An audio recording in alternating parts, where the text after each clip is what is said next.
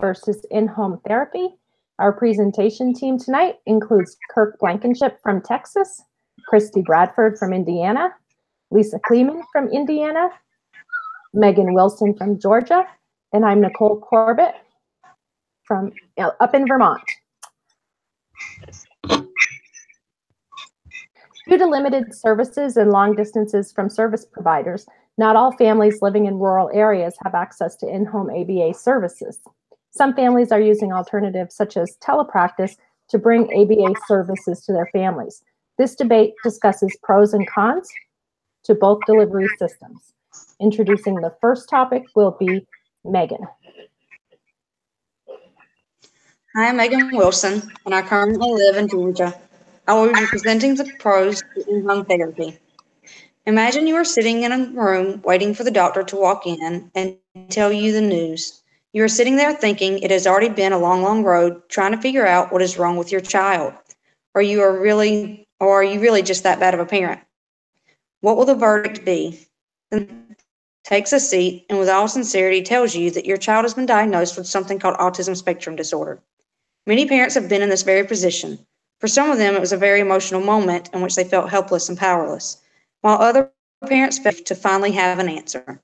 After the doctor gives the news of diagnosis, the parent tries to gather their thoughts and wrap their mind around their news. The parent then wonders, what is next? The doctor assures the parent that it is highly recommended that the family get ABA therapy put in place for the child as soon as possible.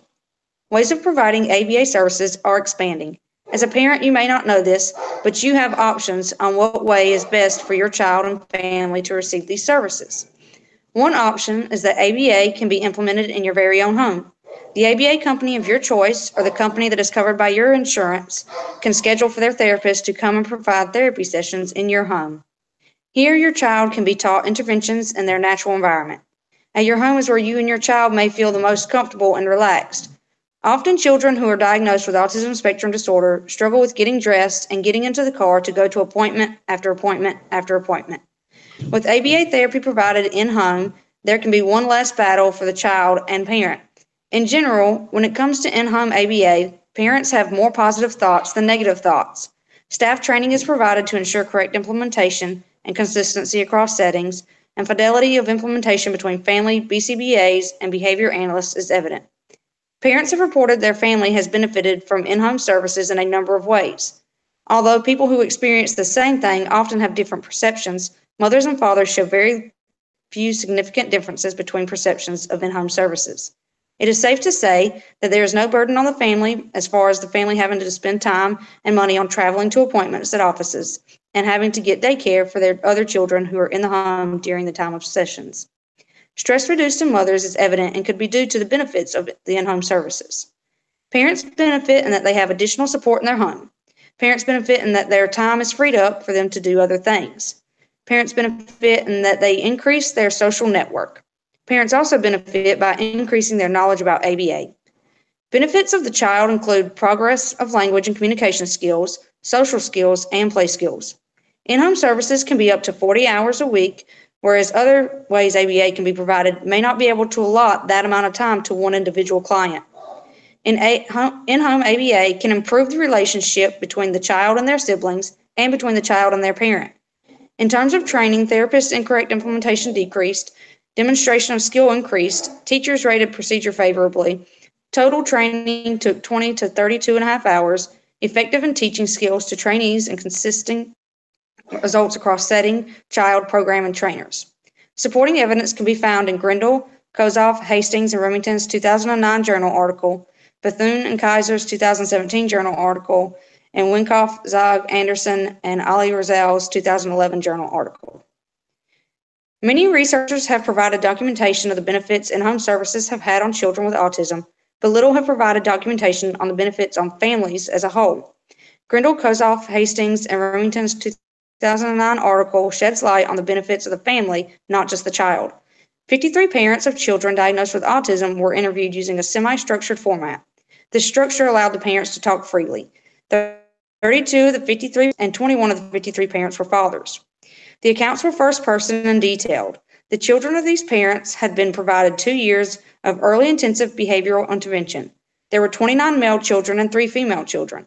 Families were recruited for the interviews through the University of Southampton program, private providers, through advertisements in UK ABA websites, and in parent organization newsletters. After interviews, data was coded by a list of themes. Inter-rater agreement was set at 87% across. Bethune and Kaiser's 2017 article shares that more individuals need to be trained to work in rural communities. A national shortage is reported of people trained to implement ABA. The use of ABA is critical for individuals in the need of the services to be successful. An innovative approach to building this is discussed. There is collaboration between the university and local community to build sustainability. ABA coursework that is needed can overlap the psychology's graduate department and educational foundations and externalities graduate program to meet the needs. Special educators often use ABA procedures anyway. The educators within these departments have a shared vision to support each other. With the shared vision of support, goals will be achieved. The author of this article report that they do not have any conflicts of interest in regards to authorship, research, or publication of their article, nor was there any funding received on behalf of the authors in regards to authorship, research, or publication. Winkoff, Zerg, Anderson, and Oliver article reminds us that the success depends on fidelity of implementation and the proper training that therapists receive. For this study, 4 participants were monitored over a 3-month period using a changing criterion design. Of the 4 participants, there was a 56-year-old Caucasian graduate female, 34-year-old Arab Middle Eastern graduate female, 19-year-old Caucasian undergraduate female, and 23-year-old Caucasian Hispanic graduate female. The study was done at an autism treatment program that's nonprofit. Skills were measured using a checklist developed. Inter-observer agreement ranged from 82% to 100%. Assessments were given at the beginning and ending of sessions. Participant satisfaction questionnaires were given and evaluated by a third party as to where anonymous results were provided to researchers. All participants increased curriculum implementation after training and showed an increase in skill demonstration. The study supports comprehensive package training and effective opposed to training on a single skill set. Again, the pros to in-home therapy are parents have more positive thoughts than negative thoughts. Staff training is provided to ensure correct implementation and consistency across settings, and fidelity of implementation between family, BCBAs, and behavior analysts is evident. Following me is Kurt discussing the pros for Tele ABA. I'm Kirk Blankenship from Dallas, Texas. Now imagine that you were one of the parents Megan talked about who was told that your child has autism spectrum disorder. What if you were subsequently told that the treatment typically recommended for children with that diagnosis was not reasonably available to your child because of your geographic location or your economic circumstances? Wouldn't you then be quite relieved to learn that there is a relatively new alternative available that research has shown is effective? Tele ABA? Tele ABA is an emerging ABA delivery option utilizing telecommunications and internet technology to make ABA interventions and services available to those who may find accessing traditional in-home therapy difficult or impossible due to geographic location or economics. I'll be using 3 main points to prove that Tele ABA is a valid ABA therapy delivery methodology. First, research literature supports this view, demonstrating that Tele ABA is an effective treatment alternative to exclusive in-home therapy.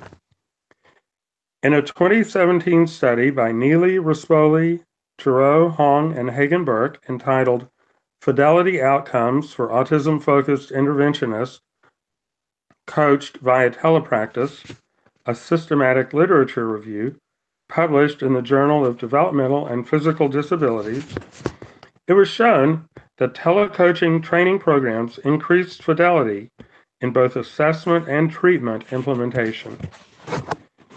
The 2013 study, Functional Communication Training via Telehealth to Reduce the Problem Behavior of Young Children with Autism, published by Wacker, Lee, Padilla-Dalmau, Koppelman, Lindgren, Kuhl, and Waldron in the Journal of Developmental and Physical Difficulties, showed that parents trained remotely by behavior analysts through Tele ABA conducted both functional analyses to identify the function of problem behavior and functional communication training matched to the identified function of the behavior.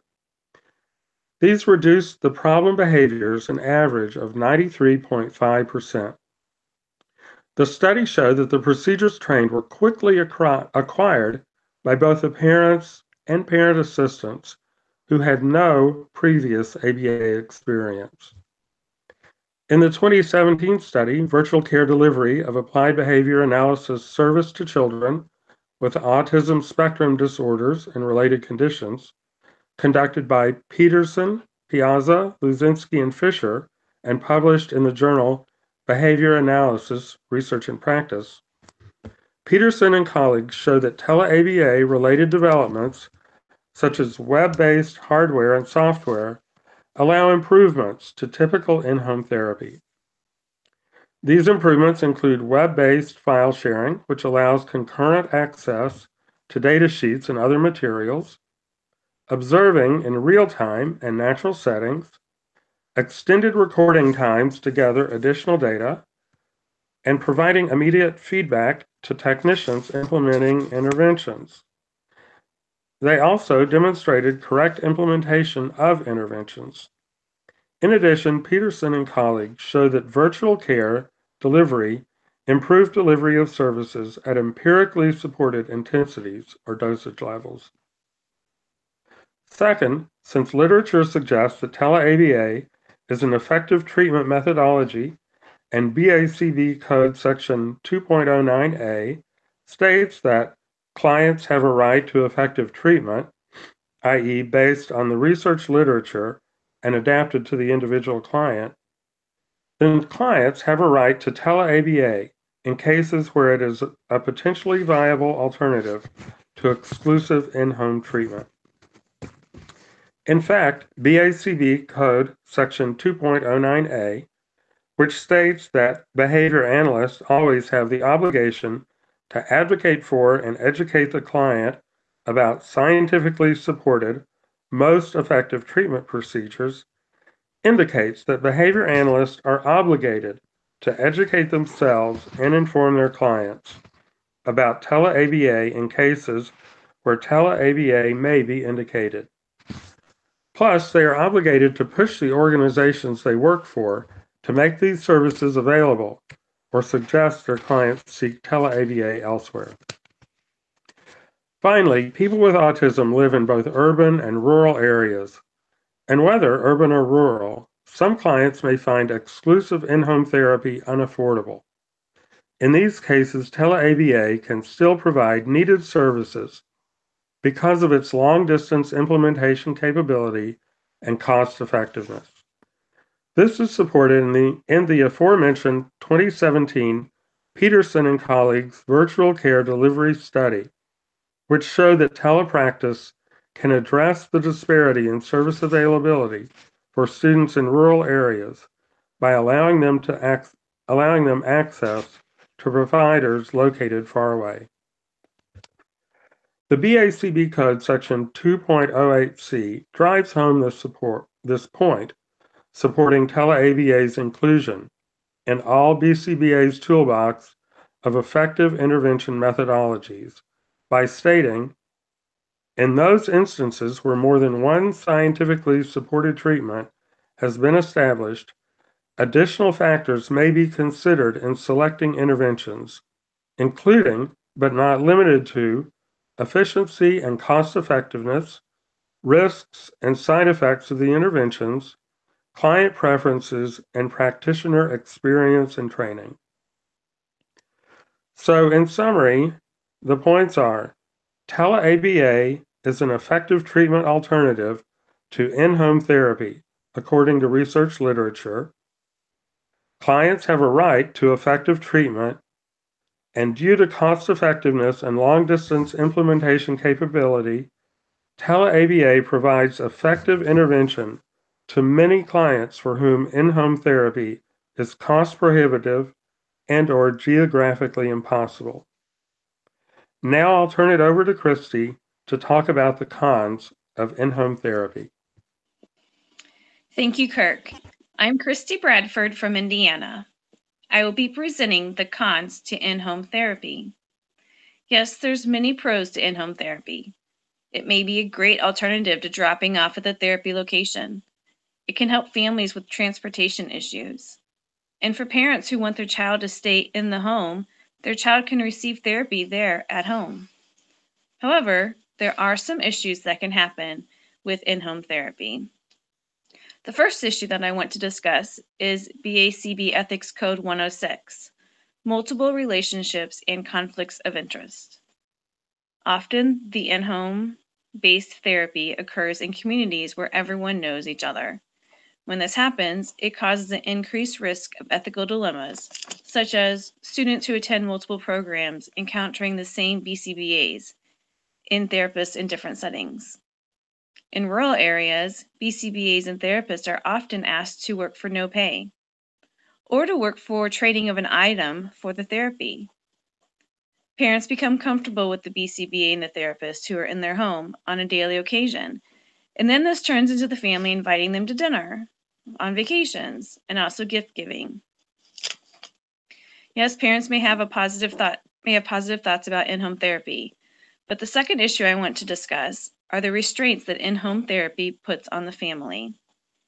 The therapist can be in the home as much as 9 hours a day, Monday through Friday. All of the materials that they need are kept in the home, making the family find a place for them to be kept, even when the therapist is not in their home. There's an increase in the stress levels for the family because of this, as well as when a team of specialists come into their home for a significant amount of time discussing their child. The high cost of the program can create a larger financial burden on the family.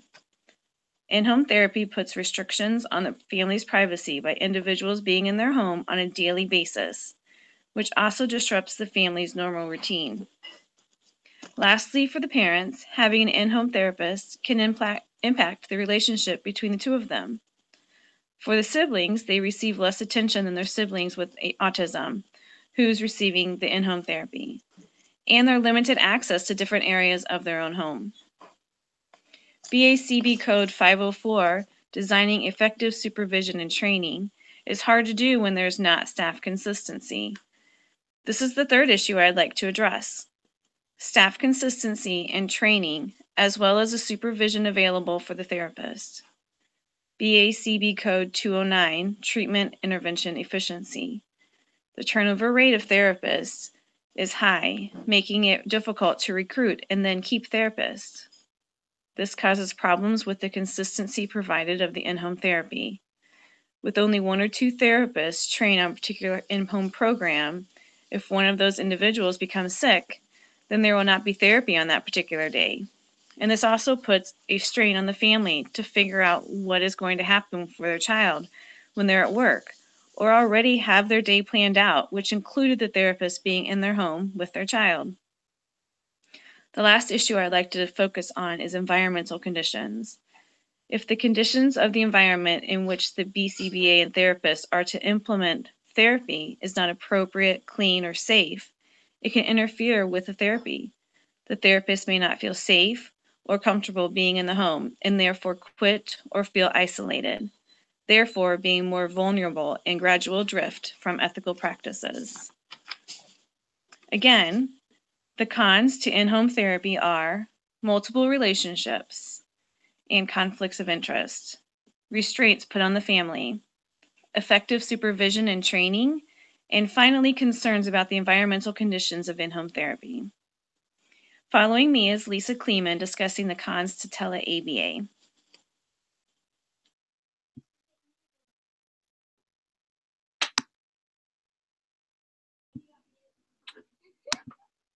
Hi, I'm Lisa Kleefman. I will be talking about the cons for Tele ABA.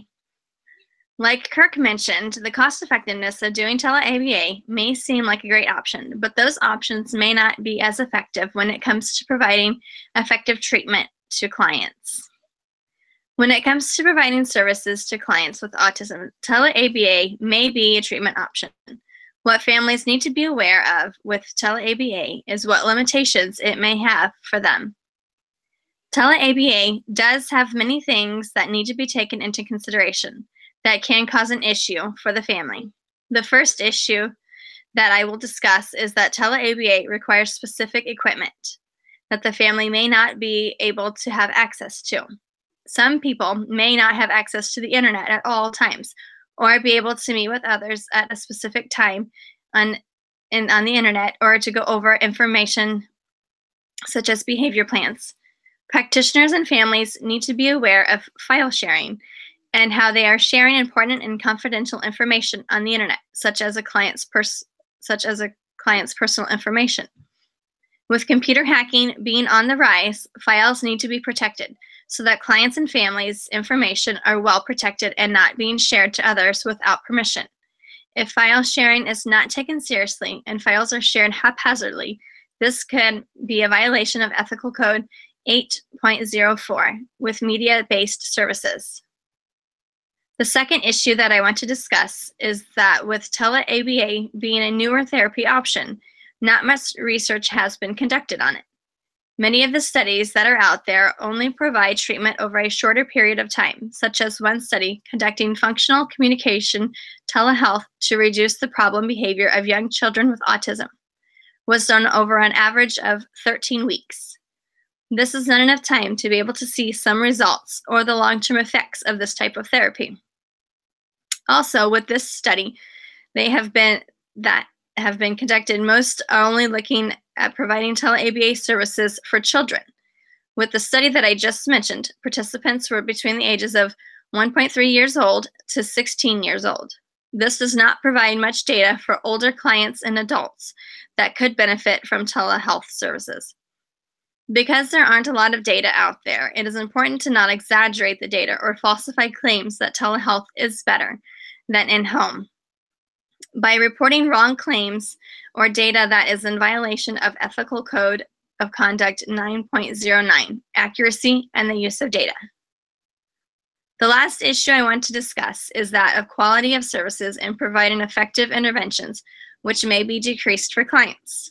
With services being conducted over the internet and the phone, the effectiveness of the interventions may be decreased as opposed to those such as in-home therapy or in-clinic options. According to one study that involved clients with severe feeding problems who were receiving telehealth-related services, some of the clients were not able to continue the telehealth services. The article also stated that caregivers and technicians may find the techniques cumbersome, and the children of those caregivers may be better served in an in-clinic-based or day treatment-based program. Treatment fidelity can become an issue when practitioners are not trained properly when using Tele ABA as an option for providing interventions. This could be a violation of Ethical Code 2.09, Treatment Intervention Efficiency. According to another study, fidelity outcomes for autism-focused interventionalists coached a telepractice, a systematic literature review, states that practitioners should continue to rely on face-to-face training when feasible and supplement with telepractice when necessary. The ease and cost effectiveness of Tele ABA may seem like a great option, but these issues that I discussed should be taken into consideration. To follow up on the three main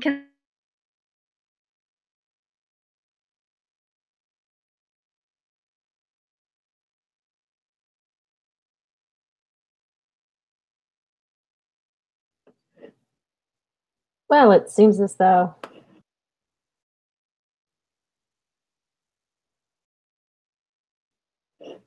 we've lost Megan. Lisa, there she is. And Lisa, you're back. Oh, sorry. For question number 1. Oh. No, we lost you for a few minutes in the broadcast. Oh, you did? Oh, yes. Okay. Oh, that's weird. Sorry. Did you hear all of the things that I mentioned, though? You were kind of getting to your conclusion. You had gone through your 3 main points. Okay. And I think you were going to like lead into kind of wrapping them up with your slide. Okay. Okay, that's weird. No, you just were gone. Oh, wow. And your picture's gone now too, actually. It's not okay. That's weird Yeah, because I I can got see that. everything. She's gone because we all have our microphones up, so any noise that picks up automatically puts that person up on the screen.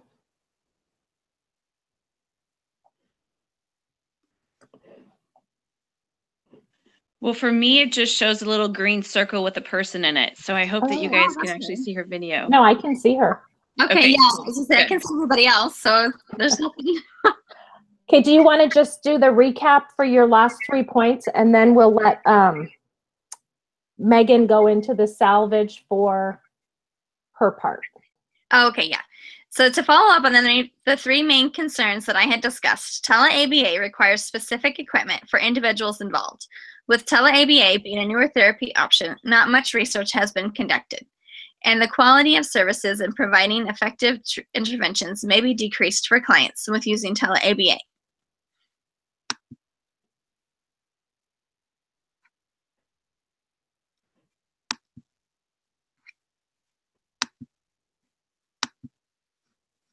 At this point, we'll start the salvage part of our debate with Megan doing the salvage for in-home therapy.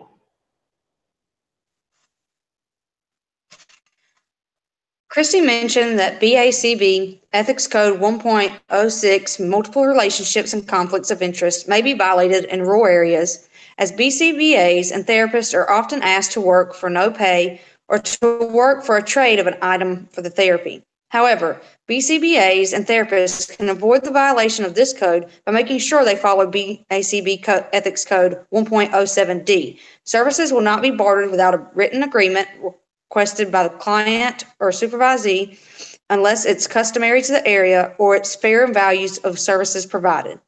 Often in in-home services, parents do become comfortable with the BCBAs and therapists who are in their home on a daily occasion, which can cause the family to feel connected to them enough to consider them part of the family. The family may invite them to dinner, vacations, or try to give gifts. However, with proper schooling and training, a BCBA and therapist will maintain their boundaries at all times. If materials needed for a therapy being kept in the home, even when the therapist is not there, is inconvenient for the family, other arrangements can be made for storage of materials. In-home therapy can include client siblings during session. If for some reason the therapist truly needs one-on-one with the client, then this could be the perfect time for the parent to give the sibling attention that the sibling would not normally get due to the parent having to give all their attention to their child with special needs. In regards to BACB Ethics Code 5.04, Designing Effective Supervision and Training, and BACB Ethics Code 2.09, Treatment/Intervention Efficiency, universities and companies both are improving every day in their programs and incentives for their students and employees to decrease higher turnover and better consistency. Therapists can be trained on all in-home programs versus some therapists being trained on particular in-home programs. Next is Kurt for the Salvage Tele ABA.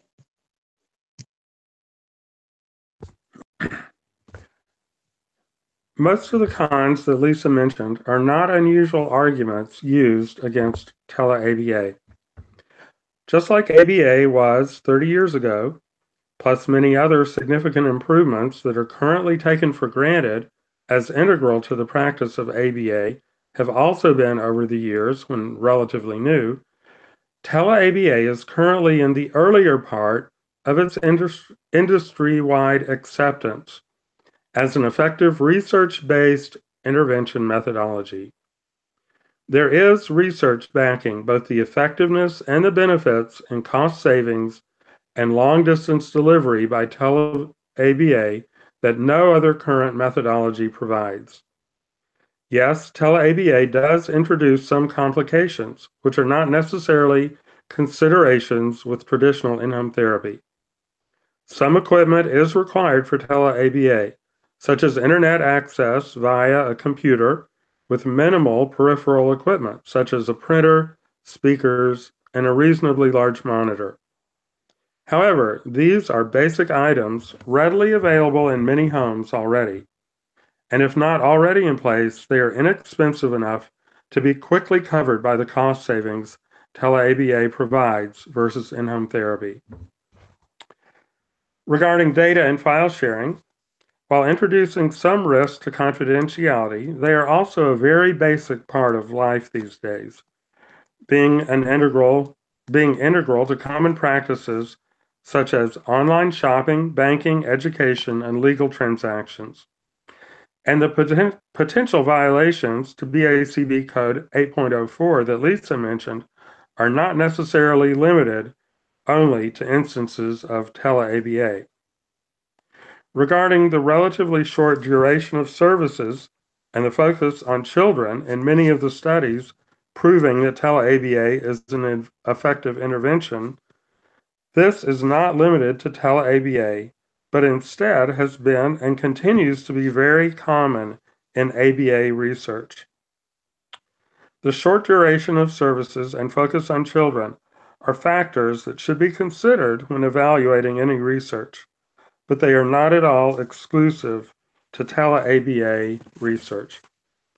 Similarly, the point that exaggerated data and false claims about Tele ABA should not be made and are in violation of BACB Code 9.09 is true of any other intervention or ABA-related topic.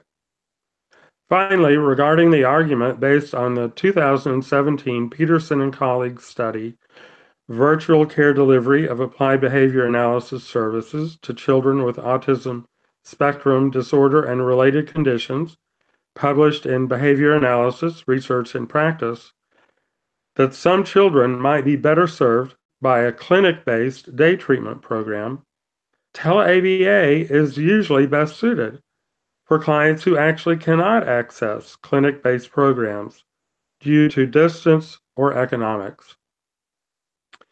The fact is that even though it's new, Tele ABA is here, has been proven to be effective, and continues to be refined and studied. Tele ABA is here to stay. Now I'm going to turn it back over to Nicole. This concludes the formal part of our debate. As we've noted throughout the evening, people who live in rural areas do not always have access to the same services as those living in larger metropolitan areas. Efficiency, location, financial restraints, transportation all play a factor in receiving services for children who live in rural areas. Tele ABA is an alternative that can be used to in-home services. At this time, we will transition into the questions that have been submitted from our instructor. And question 1, since Tele ABA can be a wonderful alternative for rural families, what would you do in the following situation? If you were going to provide Tele ABA services for a family that was 5 hours from the closest ABA clinic and you found yourself in the intake session that the child had severe self-injurious behavior, what would you do? Would you recommend they go to a clinic or pay for traveling? Or would you continue with the Tele ABA? Lisa will be talking about how she would handle this and the ethical codes that would back her decision. In this situation, we discussed as a group that we would continue with Tele ABA services. We felt that due to us having the experience and specialties of how to handle this situation, we could continue the services. We would make sure that we have a safety plan in place for the client and for all those involved. We would make sure that treatment fidelity was done accurately. Some of the ethical codes that would back up this decision are that of 2.01, accepting clients. As an experienced behavior analyst, we felt that accepting this client and using Tele ABA was the best option for the client. Ethical Code 2.01 states that behavior analysts accept as clients only those individuals or entities whose requested service are commensurate with the behavior analyst's education, training, experience, available resources, and organizational policies. In lieu of these conditions, behavior analysts must function under the supervision of or in consultation with the behavior analysts whose credentials permit performing such services. Also, Ethical Code 2.03 Consultation behavior analysts arrange for appropriate consultations and referrals based on principally on the best interest of their clients, with appropriate consent and subject to other relevant considerations, including applicable law and contractual obligations.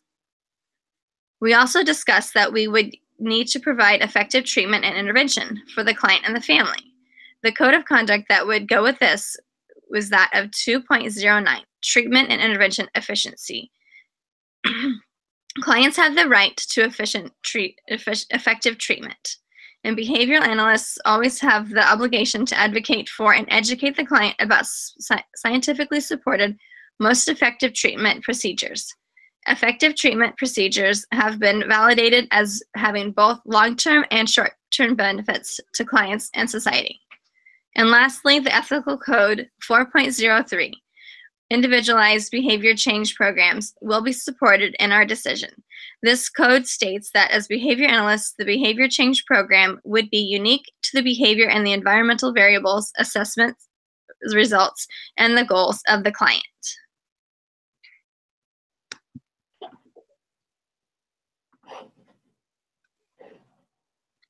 Our second question is, has anyone seen the benefits or detriment of using Tele ABA firsthand? And give some examples of how you saw Tele ABA as helpful or harmful. And Megan will be starting this discussion.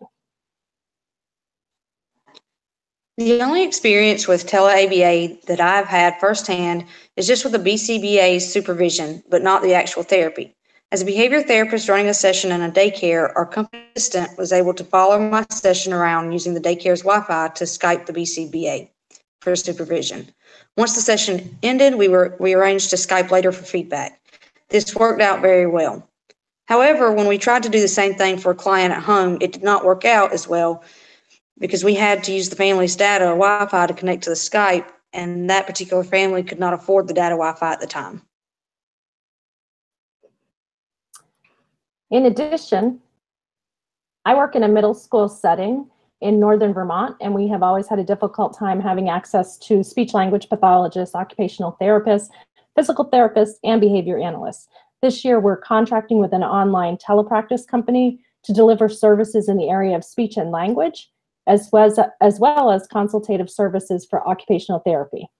These services have been very helpful to our students. Our students are meeting with a certified speech-language pathologist in the amount of time that's designated in their IEP, which is a change from the services we've had in the past.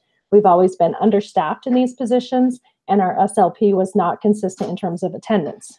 This year, we have been very specific in the way we wanted our services scheduled with this company, so we were able to limit the amount of time that our speech-language pathologist assistant was encumbered monitoring the online services. The company actually has 3 pathologists online at the same time, so that 3 lessons are taking place simultaneously, which allows our assistant to be available to run sessions throughout the remainder of the day. Additionally, this year we had one SLP through this company that was not a good match, and the company was quickly able to make a switch so that they could meet our students' needs.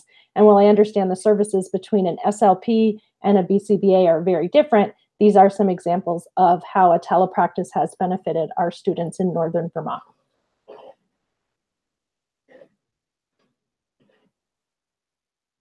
At this time, we are concluding our debate.